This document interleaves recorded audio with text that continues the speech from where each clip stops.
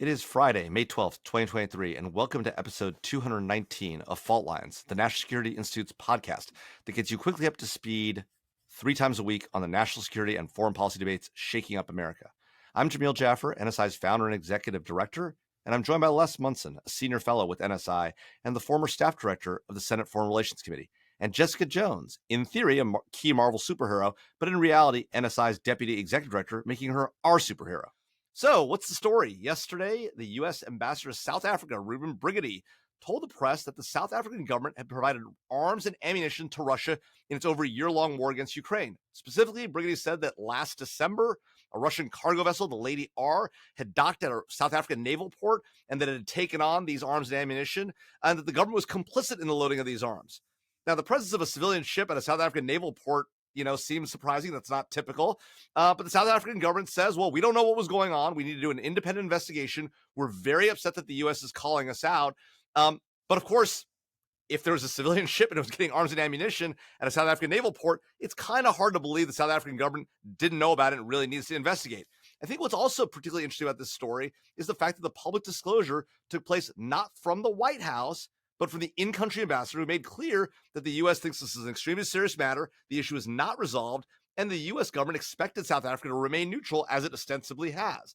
Now, for South Africa's part, they have routinely abstained from votes against Russia for its illegal invasion of Ukraine. They've called for a negotiated end of the conflict. And, South Africa is part of the BRICS alliance. They're hosting the BRICS summit coming up here in a few months. Last February, they participated in naval exercises off the coast of South Africa with the Chinese and the Russians. So it's clear they're not in the U.S. camp. But it is also odd that, given that we have about $12 billion in multilateral trade or both imports and exports with South Africa, and the Russians only have about $1.3 billion, right? Why isn't the U.S. punishing South Africa? That's the question. Les, what do you think? Well, I think the U.S. is, within the context of the relationship, is trying to throw a shock to the system with the South Africans. I think the Biden administration sees South Africa as getting way too down the road of embracing the Russian view of this thing. Yes, South Africa ostensibly is neutral in this conflict, but they have these historical links to Moscow from the anti-apartheid days. They've fallen for the chimera, this kind of short-term benefit of embracing the Chinese Belt and Road Initiative, which is fool's gold. Is a tremendous short-term mistake being made by South Africa. I think the Biden administration sees that. They see these events you're talking about off in the future, the summit, possibly having Putin come to South Africa, and they're like they want to kind of throw a shock to the system, wake up the South Africans. The Ramaphosa administration is getting a little distracted, and they're trying to reset the conversation by having Ambassador Brigety come out there and really complain in a public way about this thing that happened. Well, but I don't really get it, Les. I mean, so they're complaining, but they're not doing anything about it. I mean, this is just another example of the U.S. talking big. Oh, we're so upset with the South Africans, but we're not going to do anything about it. I mean, Jess, should we be doing something about this? I just don't. I don't understand. Why would we not impose sanctions now? If the goal is to shock the system, as Les says, why don't we just impose sanctions, Jess? I mean, before we even get there, like, I think the most surprising thing about this is Brigety saying anything, right? Like, I'm not surprised that there is this ongoing coziness between Russia and South Africa. Like Les pointed out, the summit that's coming in August, they invited Putin in person, and as of right now, South Africa is still a party to the Rome Statute. They should be arresting him when he lands. But tell our listeners what the Rome Statute is, Jess. So the Rome Statute is the statute that governs the ICC, the International Criminal Court. We've talked about it here on the show. The ICC recently came out with an indictment against Putin and an arrest warrant. So any country that is a party to the Rome Statute should arrest him when he steps ground on their territory, which he should be doing in August in South Africa. And so South African officials have come out waffling, not on their invitation to Putin, a war criminal, but on whether they're going to stay a party to the Rome Statute. So I think it to me, like, the headwinds, they seem to be, and I think Les and I disagree on whether it seems like they're taking a bet on the non-West, non-dollar future. Like Jamil, you point out the member of BRICS, which is, as of currently, 41% of the world's population, 24% of the world's GDP, and growing. Like, BRICS has come out and said they've got almost 20 countries that want to join. They've got more official requests to join. There's a growing movement that is the de-dollarization. And so I don't know how, like, to your point, Jamil, like, how rough and punishment do we want to give South Africans if they're already trending towards de-dollarization? Like, don't we want to kind of entreat them? I don't know. Question. You're already rolling your eyes. Well, no, but I guess I just don't understand that, Jess. So your point is like we should cozy up to the South Africans. I mean, I don't get it. They're running a major sanction regime against a bad actor nation that invaded another country, and we should give them more. I don't understand. What's the logic? No, I don't think we should give them more, but I think more attention needs to be paid to the African continent in every country. And I'm sure I'm not saying that there shouldn't be repercussions, but I'm seeing what we're doing isn't working clearly. Hey, Jamil, can I just just throw out a vote for not like immediately imposing sanctions on countries every single time they do something we don't like? Let's recognize some key. Hold on. Let's recognize some key facts here. One is the U.S. actually has a pretty special relationship with South Africa. We were on the wrong side of the apartheid question for a long time. We flipped at the very end. We embraced the majority government there. That is a good thing. We provide a lot of assistance to South Africa on the health front. Our PEPFAR program saved an entire generation in that country from the ravages of AIDS.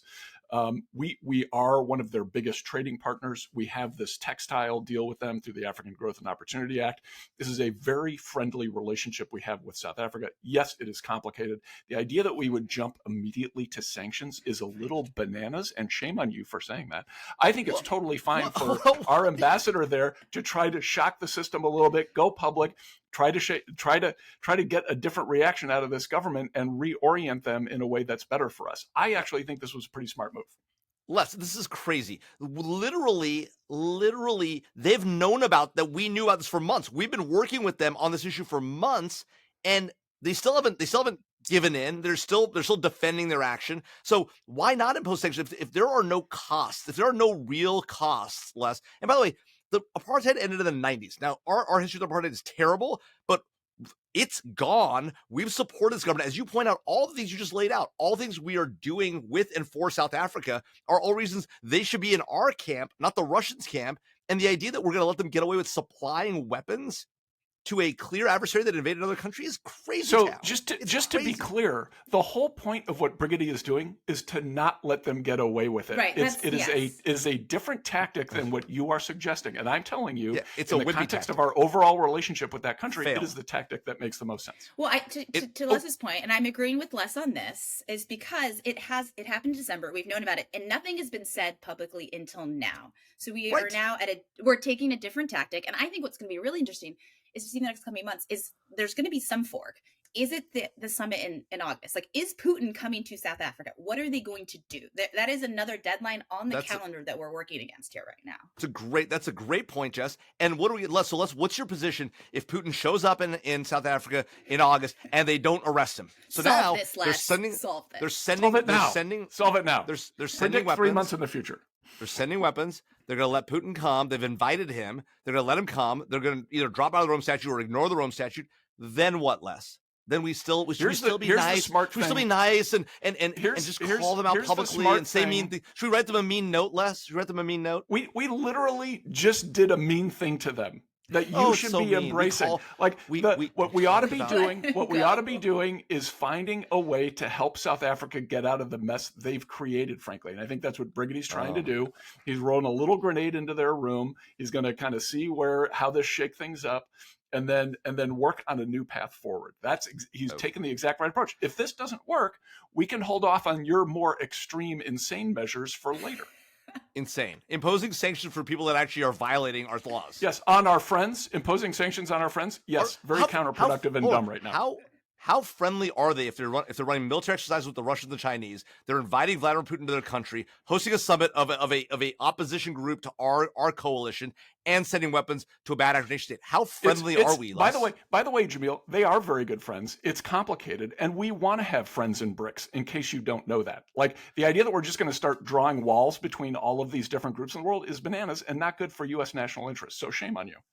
Well, there we go. Shame on me. All right, that's a wrap. Thanks to Brooke Khan and NSI and Claude Jennings for their help in producing today's episode. Join us again on Monday for another episode of Fault Lines, the podcast that gets you smart fast on the national security debates shaking up America. We're on YouTube, so check out our video on NSI's YouTube page. And as you know, don't forget to rate, review, and subscribe whenever you get a chance.